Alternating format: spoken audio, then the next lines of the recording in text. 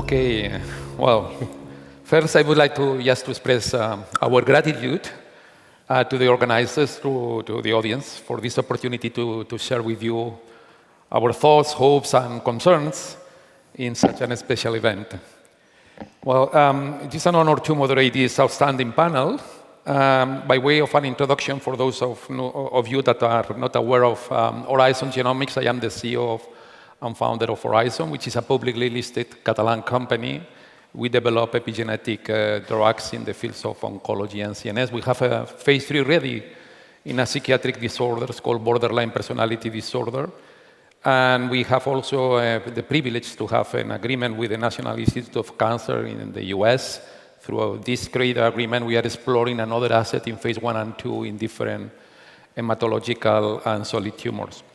But we are all here today to talk about innovation and access. And we have been preceded by these illustrious colleagues talking about the different aspects of innovation. And the truth is that the innovation in all areas of science and technology has been overwhelming in the last 15, 20 years. I still remember when I was through college, biology was much simpler, my God. And biotechnology and biopharmaceutical industry has not been let aside. We are one of the leading actors of this historical acceleration process in our civilization. And we are not an isolated player, so we are very much in fertile contact, and I think that we can today discuss a bit about that with other disciplines. We see advances, and we have been talking about AI, quantum computing, organ-machine interactions, monitoring devices, etc., etc. We have been on the keynote talk about the different collaborative deals between pharmas and AI companies like Novartis and Eli Lilly with Isomorphic, with 1910 Genetics and Microsoft, and with in silico medicine and NVIDIA that's just trying to basically bridge the gap between natural language and chemical structure. So the field is advancing in a exponential way. And we have been also told about the geopolitical problems, the geopolitical challenges. So we are living, of course, in a very much polarized world. We have been talking in the keynote about how the new Trump's administration could benefit business or could not. And we as Europeans, we might be scared sometimes. We might be scared that we might be left behind by the tides of history where we are not going to be, for first time, one of the actors. But let's put some optimism on that. Let me remind you a few figures that I am borrowing from Clarivate, a consultancy firm. And let me just remind you that in the last 25 years, 26 Nobel Prize in medicine and physiology are Europeans, and 16 Nobel Prize in chemistry are Europeans. And this is not coming from nowhere. I mean, this is coming because we have not only the talent, we have also the institutions. We have 24 of high-rank institutes in Europe, ATH, Max Planck, Sanger, I mean, you name it, where, I mean, we are basically Europeans exploring the edge of the knowledge. So we, as Europeans, we are also able to transform innovation in products and bridging this innovation to the market and to the patients. And in fact, in the last years, the 3 companies which have been able in 5 years to achieve more blockbusters are not Americans, are Europeans, are basically AstraZeneca, Roche, and GSK. So I think that we are not only good in talent, we are not only good in having the right institutions that can compete with the MITs and Harvards of the world, but we are also good on bringing this innovation to the markets. So my general thought, and let's start with this discussion today, is that we have the qualities and we have the tools not to basically be left behind, and that we should not lack the courage or the ambition to move forward. And we have today distinguished panelists, and with these personal reflections, I would like to ask you to, all of you, to respond, to answer in a very quick manner to two basic questions, or very broad questions, general questions. The first one, if you are as optimistic as I am, you are skeptical, or you are pessimistic about the future of the pharmaceutical innovation in Europe. And the second one is looking backwards, looking at the COVID-19 pandemic, which was a terrifying experience. But yet, it was also an insightful lesson for all of us. Do you believe that Europe has since made progress towards achieving strategic healthcare independence? So, please. Okay, thank you very much, Carlo, and it's a pleasure to be with all of you here. Answering your question and going to the point, I am very optimistic. We have to be. And why? Because I think that we are in the best sector that we can be. The pharmaceutical sector is crucial for our lives. We saved the pandemic. We have changed many different diseases, like, for example, cancer and another that I don't want to highlight because the majority of the people know. But also because our contribution is crucial for the country in that case and for the world. If you let me to give you some specific numbers, the pharmaceutical industry invests 50 billion annually in the research and develop new medicine. Because of that, we are in another momentum like 10 years ago, for example. Also, we generate 950,000 jobs across Europe, and with 130,000 professionals dedicated to R&D. Because of that, we are closer to this new medicine and this innovation that are changing our lives. From the economical point of view also, we are producing value at 390 billion and export exceeding 680 billion. With these numbers, we can say, and especially AstraZeneca is investing 20% of our sales every year in new medicines, in R&D. Because of that, we have to be very, very optimistic and very happy. The only point here to highlight is that we must work closely and closer even with the institution, all of them, especially with the politician. We need their help to do it possible, to accelerate access to these innovative drugs, and also to build this ecosystem with institutions, universities, scientific societies, patient advocacy group to do it possible. This is the first point. And the second point is about Europe. I think that as the pharmaceutical company or the pharmaceutical sector, we have been doing a very spectacular job also in Europe. And the pandemic and the vaccine example is one of them, but there are a lot of them. But if you let me, I think that we must be very careful about the regulation that the European Union is doing or has been working on, because if they push a lot to regulate more than is needed, maybe we could be very, very far from USA or China, for example. This is my... Thank you, Marta. So basically, you are optimistic and you think that we have made a great advance on strategic sufficiency. Ignacio, what are your thoughts about that? Thank you, Carlos. Thank you for the invitation. It's a pleasure to be here.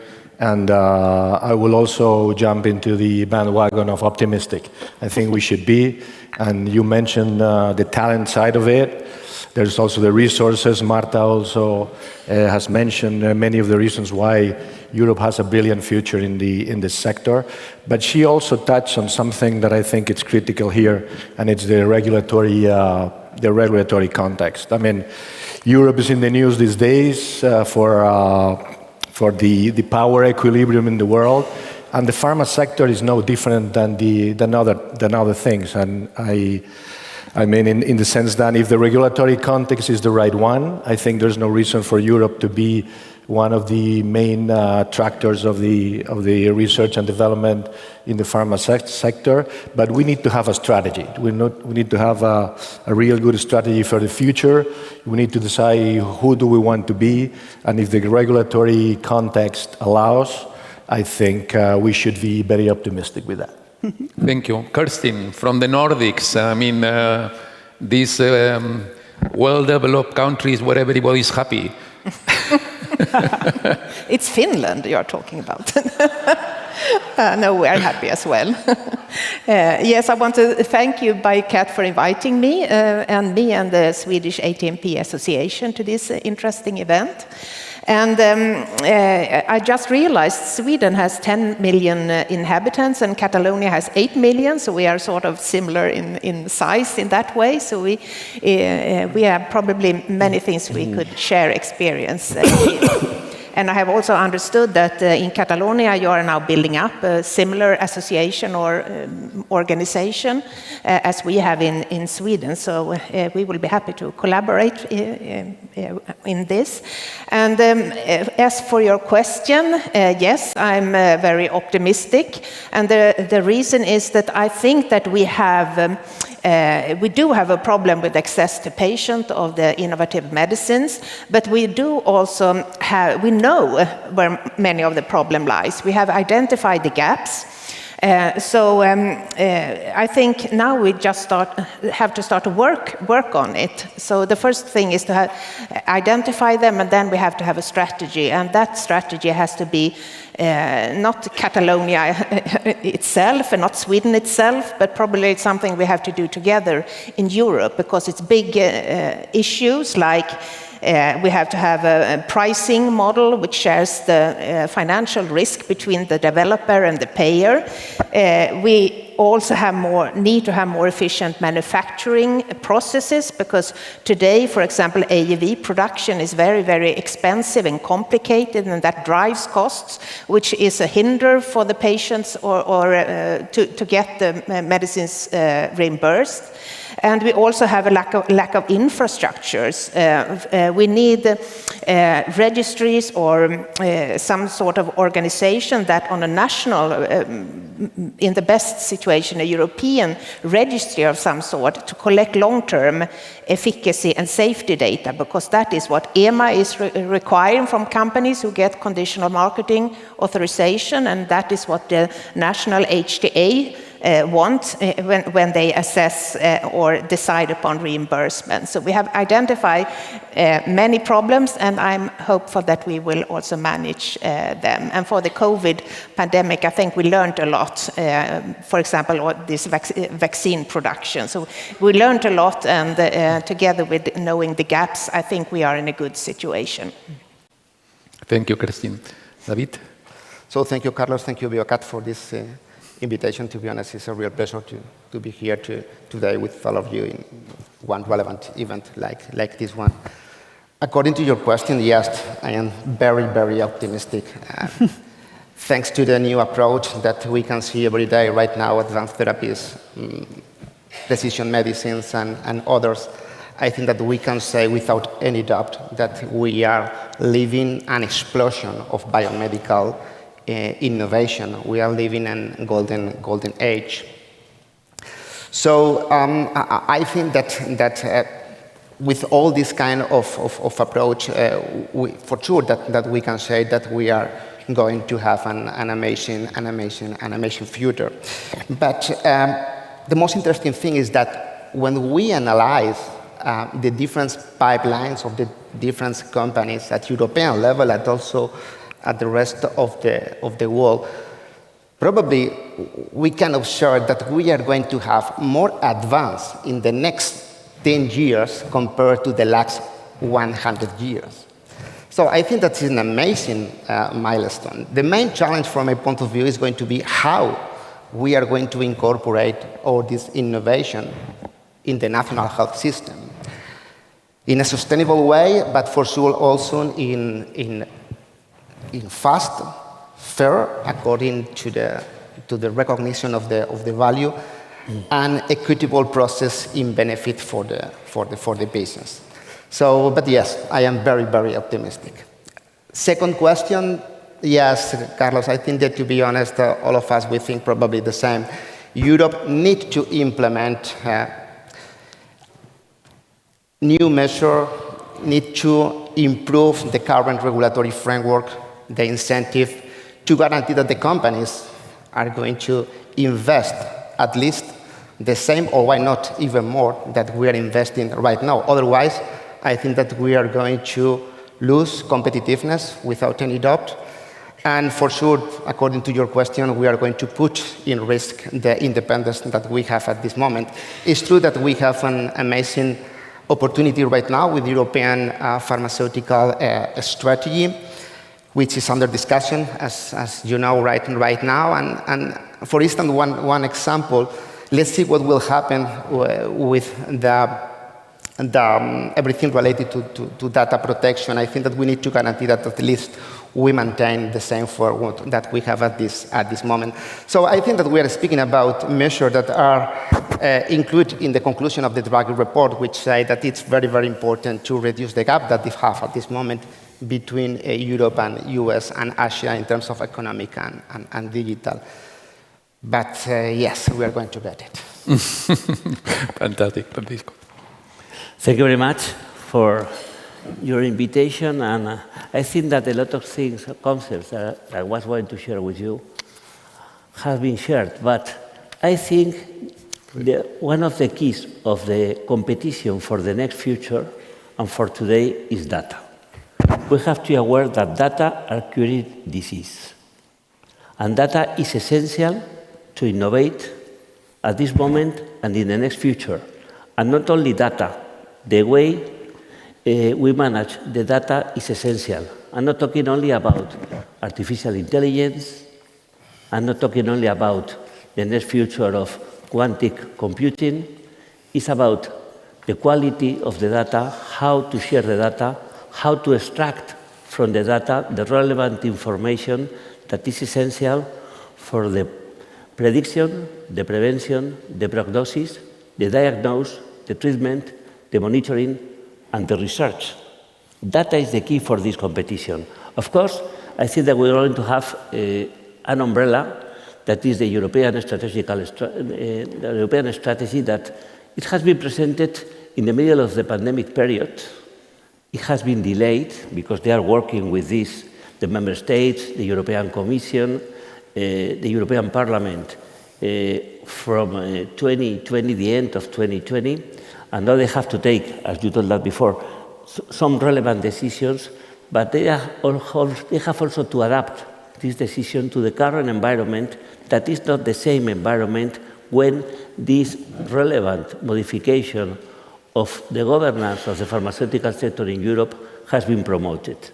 Now, of course, we have STR regulations, we have the new regulation of clinical trials, trying to be more competitive, but of course, competition, for example, in clinical trials, that is one of the key points. Spain is one example about how to do the things. For example, if all the member states apply the model that we are having in Spain, and we extrapolate and scale this model, we could be the first in clinical trials in the world. So I think that we have to learn the countries between each other to go ahead, to reduce specific local regulations, and to take advantage of the experience of different cultures and different scientific ecosystems that we have the fortune to share in Europe. But I think that the most challenging and the big opportunity, going to my beginning, is the implementation of the European health data space. For example, you know that last week, the president of the European Commission, von der Leyen, told in a press release that this is a new moment about using artificial intelligence thinking in the citizens of Europe. She announced these 200 billion euros just to put in this framework to promote collaboration between the public and the private systems to create artificial intelligence gigafactories, but the first word, the first sentence that she pronounced in this intervention was essential for health. Later, he said different things, but first, health. And this should be the value in Europe compared with other ecosystems to compete better in the future. Okay, thank you, Federico. I was hearing all of you. I already heard some draggy sounds like excess of regulation and that we should refrain of regulation. So it's interesting. I was asking you to be brief. So we have limited time. So I will again request you that you will try to be brief. So Marta, let's start with you, AstraZeneca. AstraZeneca is a wonderful company and has declared an ambitious plan of launching 20 new medicines by 2030 and almost doubling your revenue stream. So, I mean, this is amazing. So it seems clear that you in AstraZeneca are very confident to have found the solution of the title of this panel, Crossing the Bridge between innovation and the patient. So I would like you to comment on how does AstraZeneca work to provide increasingly advanced and personalized solutions, and what is the future of health research headed? And I mean, what's your views on that? Okay, in the case of AstraZeneca, we have been working continuously in bring more innovation and also save lives. But for sure, also, we have a very important challenge about the age population, and we have to work on also on that. Our main goal is to work not only in the innovation in medicines, is how can we improve and address a better treatment for the patient. That means working in the prevention, working in the early diagnosis, and also to accelerate access, as they say before. No? And one of the critical points here is that we have to measure. We have to measure, because if we don't measure that with data, with a specific informatic system that could let us many different numbers about how the innovation is working in the different patients, is very difficult to do the national health system sustainable.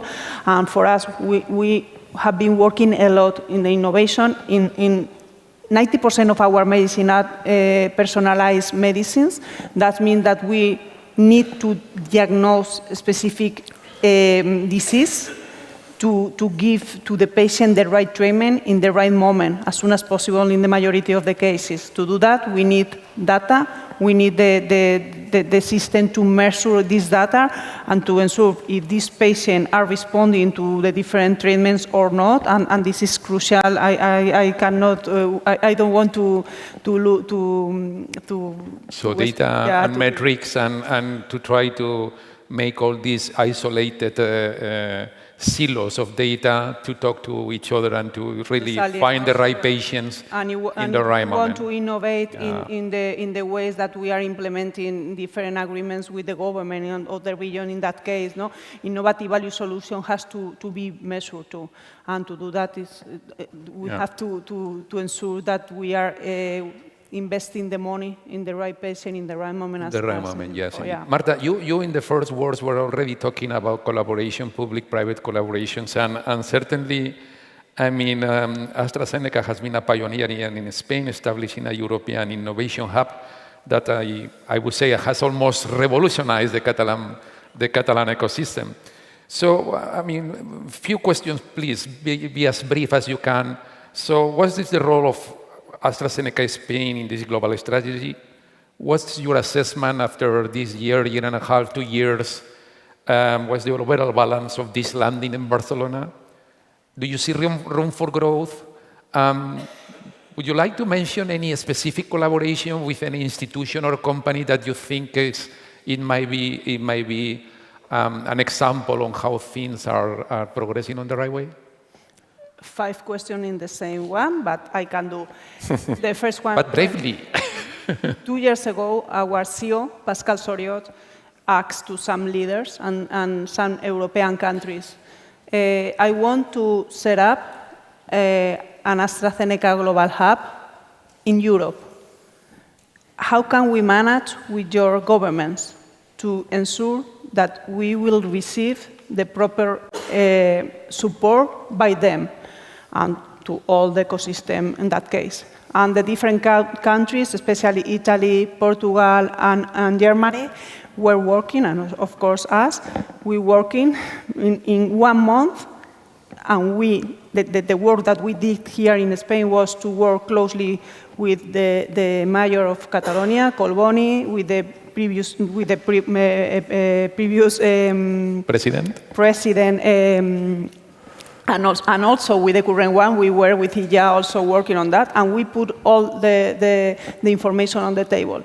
We are fighting this strategy, and we want to win, and we need your help. And this is the public and private collaboration.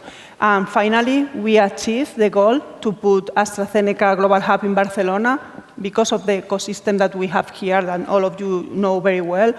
And what's your balance after these 2 years? Yeah. Our commitment with the government was to put 2,000 jobs of people here in between last year until 2027.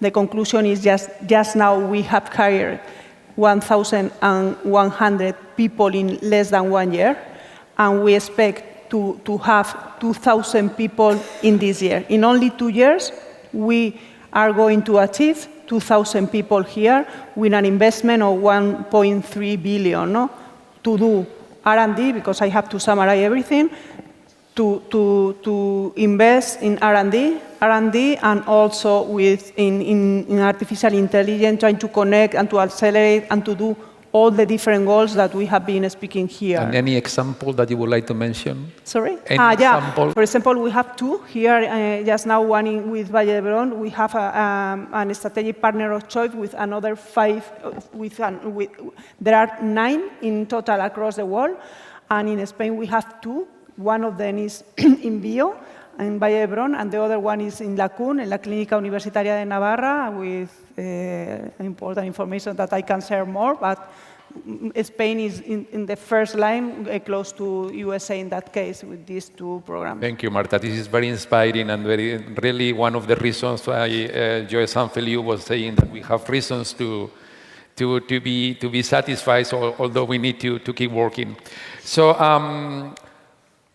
Federico, I was making you a bit shorter. Let's continue with you. Roche has been making an amazing 2024. A lot of M&A deals, Poseida Therapeutics, Carmot in obesity. This fantastic alliance with Innoven, the approval in Europe of Bavismo, exciting news in the brain shuttle. Phase 1/2 trial in Alzheimer with trontinemab, and not to forget, 8 pivotal phase 3 readouts expected in 2025.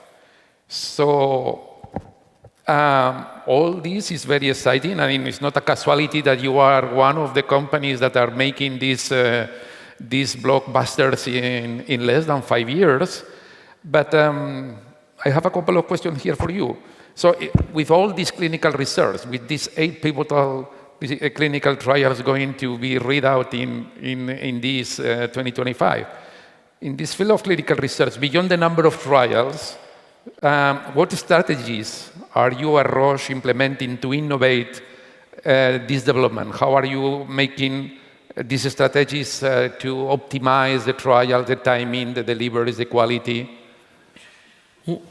Good question, because now the situation is changing. Of course, we are always going where it is the best knowledge, without considering the part of the world where it is allocated. But now our main obsession is to improve the results in clinical trials. So to improve the ratio of success clinical trials. You know that in the sector, it's paradoxic, but the science is evolving, the medical technology to monitor or to select patients or to recruit patients is better. In theory, we have more opportunities to be more focused, to be more accurate in detecting what are the essential molecules that will have theoretical results in the clinical trials and later in real life, but the ratio is terrible in the pharmaceutical sector. It's very bad, and it's worsening, because, for example, if you look at the 90s, between the 90s and 2000, the ratio of success in clinical trials, so the products were started in phase 1 and finally were to the market, was 20%.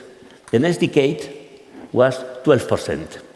The last decade was 7.8%. Nowadays, it's 7.5, 7.6%. So we have to improve these results, and we have to improve the success. And our main focus is working on this, using new tools, of course, artificial intelligence, using data, and also collaborating with partners that are not the traditional partners of the pharmaceutical companies. So technological companies that are now working with us to develop systems to learn in every stage of the clinical development, from the beginning, from the discovery to real life, and also to use similar experiences to the rolling review that is used from the regulatory point of view in the development, in the fast developments of new products in the pandemic. So, training the systems, training with IT systems and with algorithms, the results, the data, to learn and to move ahead with more certainty in the different steps of the clinical development. It is called lab in a loop. If you go to internet, to Google, you will see what is lab in a loop. But this is basically what we are doing. We are trying to improve the results, to reduce the failures, because to reduce the timelines in the clinical approvals, because if we achieve this, this is going to be better for all of us, better for the company, better for the sustainability of the healthcare systems, better for the citizens that are going to have access sooner to the right products in the right moment. And this is the main point in the company. Now, for example, in Spain, we are 2,500 people, but in these 2,500 people, and we don't have any production plants. No, yes, we have a production plan. 700 of these people are engineers. 700 in a pharmaceutical company in Spain. Why? Because we are paying a lot of importance on this digital evolution, working not only in the current technologies, working in the future, like quantum computing technologies, because the future is on this, and the results in research is on this, and the competition is on this. We can have, like we have nowadays, I think 89 molecules in the pipeline, but the essential thing is not having 89 molecules. It's the way we develop these molecules. It's not only the quantity of clinical trials. We will say, in Spain, we are the first in the number of clinical trials compared with other countries in Europe. Yes, but now we have to pay attention to the quality of the clinical trials. So, Federico, what you are suggesting is that you are facing all these challenges that you have summarized so gracefully on all these percentages, decreasing percentages on this kind of external innovation community, and basically leveraging on external alliances and external technologies to improve your efficiency. Is that what you are trying to say? Absolutely. Okay. This is the moment of learning from each other and to collaborating from each other, not only inside the pharmaceutical area, also outside the pharmaceutical area, and moved by data. Not only by data, but data is the new element that we have to consider from my point of view in this complex equation. It is clear, thank you. So let's move to Johnson&Johnson, which is an American representative, although Dr. Janssen from Flanders probably would argue that you have also a European small spirit. So J&J opened, and it was mentioned before on the keynote, the JP Morgan conference with a big splash announcing the acquisition intracellular therapeutics by $15 billion. I mean, and this is really strengthening the psychiatric franchise of J&J. Let's not forget that J&J is still the leading selling company in long-acting antipsychotics with the Invega franchise, selling like 4.5 or 5 billion per year. So Intracellular is the typical big biotech American company, which is already selling products in schizophrenia, in bipolar disorder, but where there is a real hope there is in major depression. So this acquisition, I think, was giving a sense of hope to this JP Morgan, but also illustrates how you big companies are basically covering a broad range of diseases. And David, I mean, there is a question that when we were talking about the pandemic, we were talking about the long sequela, the mental health, the depression. So I think that this is an example, this commitment of J&J in psychiatry. For the question I want to make to you, the value of a medication is primarily measured by the clinical benefit, no? But this value is, how you would measure this value from the social perspective? Okay, so first let me share that too many ingredients spoil the broth, so I'm going to try to be focused on the most important thing. Let me start saying that, as Federico has mentioned, the innovation process is not an easy process. We are speaking about a very difficult, long, and very risk and very expensive process. As probably you know, if we analyze only one molecule over 10,000 candidate molecules are going to get finally the regulatory approval. All of this during more than 12, 13 years and over cost around 2.5 billion with dollars. So that means that it's very, very, very expensive, as I mentioned before. And also, as Federico has mentioned, if we analyze the clinical rate in the clinical phase, the rate of success in the clinical phase, we are speaking about only 20%. Even worse if we speak about CNS pathology, as you mentioned, where the rate of success is around 5%. In J&J, we invest around $33 million per day, including weekends, to develop this kind of innovative medicine. Thanks to this amazing investment, we have gotten more than 40 approvals from EMA during the last 5 years, including products to treat devastating pathologies in CNS, like schizophrenia and like depression, but also in other fields like oncology in lung cancer, prostate cancer, or in hematology in CLL or multiple myeloma. So yes, I think that it's really important to put this point on the table, because sometimes the society thinks that to develop innovation is an easy way. According to your question and in relation with the social perspective, I think that yes, we need to explain probably this concept in 3 different levels. The first one related to the main, or probably the most important benefit, which is the benefit for the patients. All of us, we are going to be patients in one moment or right now. We need to keep in mind that at this moment, thanks to the innovative medicine, the life expectancy has increased 10 years over the last 50 years. We are increasing 20% of increasing, which is amazing. Second point to explain this social perspective, probably it's the benefits for the national health system. There are, I think, a lot of arguments to explain this concept, but probably some of them is for several studies, we know that, for example, in Spain, if we increase the 10% of adherence of the treatments in chronic disease, we are going to have savings around $0.5 billion. And last but not least, the impact or the benefit in relation with the total society.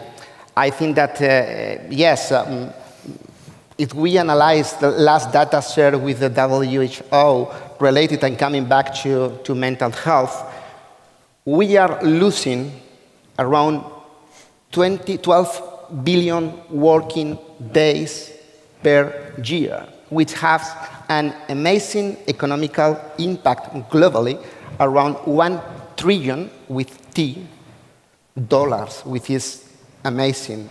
It's relevant. When I read this data, this is really amazing. But I also wanted to talk about very briefly about your last results in ASH, because we are also at Oryzon working on oncohematology in AML and so on, and I was really, really impressed by your results on the Majestic trials, where basically you were getting 100% of MRD negativity in patients with multiple myeloma. This is really bringing hope to patients. So, I mean, what's a very brief 1-2 lines, because we are very short of time. Yes, I'm going to try to be fast. Yes, I think that once again, when we get a good product, we have in our hands the possibility to change the life of many of the people. And one of the cases is the multiple myeloma, thanks to the product that you have mentioned, but also in others, in modulators, IPs, anti-CD38s.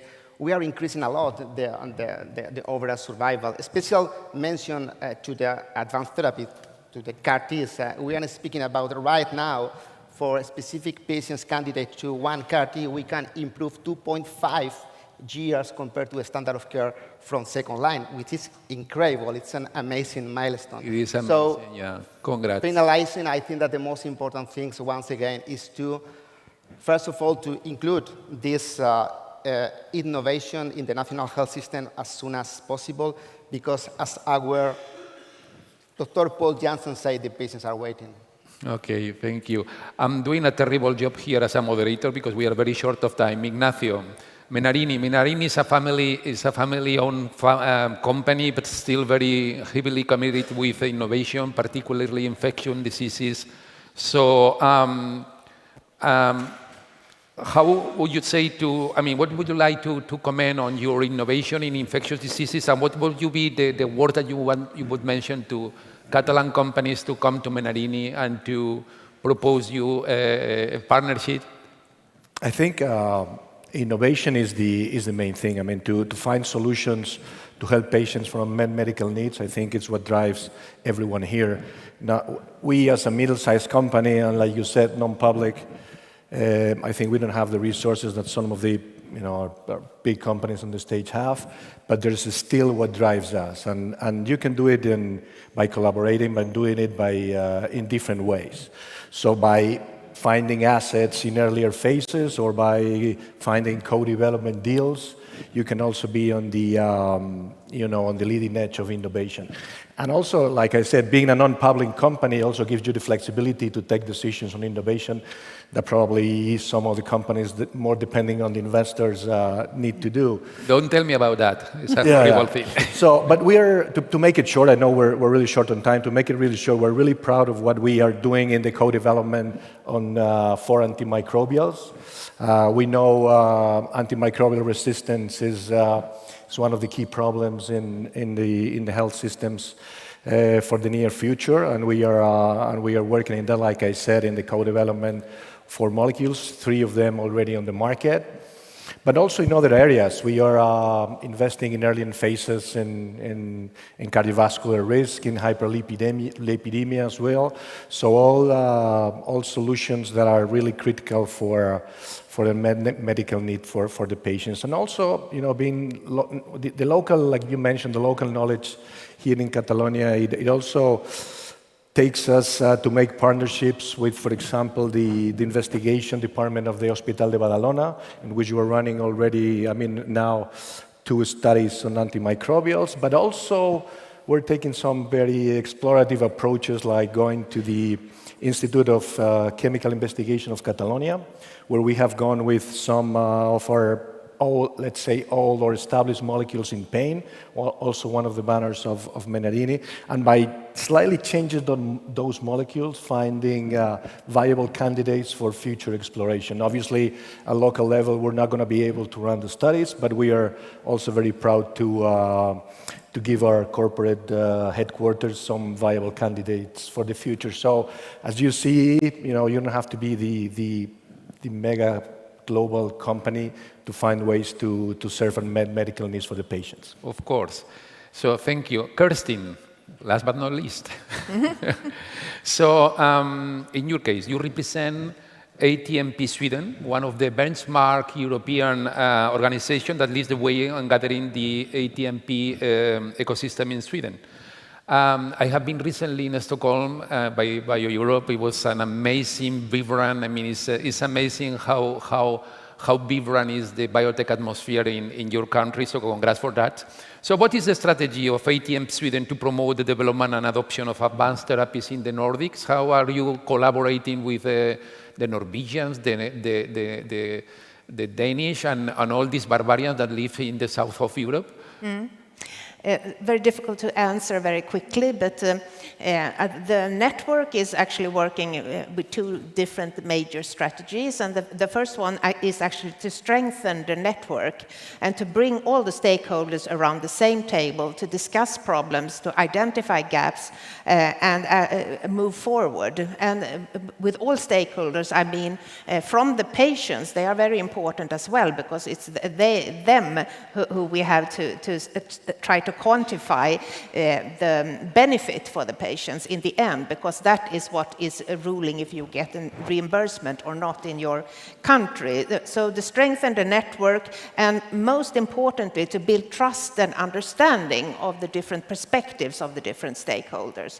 So the network is one major strategy, and the other one is we have been very lucky in Sweden because the government has said that life science and ATMPs are strategic areas, so they have made available soft funding for different projects. So these are multi-stakeholder private-public partnerships in different topics that needs to be improved. So for example, we have developed pre-GMP and GMP facilities, and we have been working on many different topics, which are the gaps. So these are the two major strategies that we use. So I will give you 45 seconds to just tell me what are you basically seeing the most interesting opportunities, not the challenge, just the opportunities moving forward.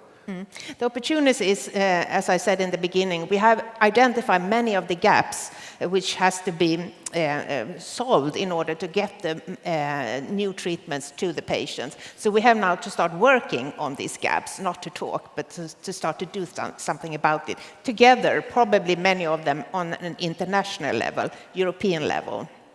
So thank you very much to you all. I apologize, we are 5 minutes late over the time, but I think the discussion was alive and was interesting, so thank you very much to all of you. Thank you. Thank you very much. Moltíssimes gràcies.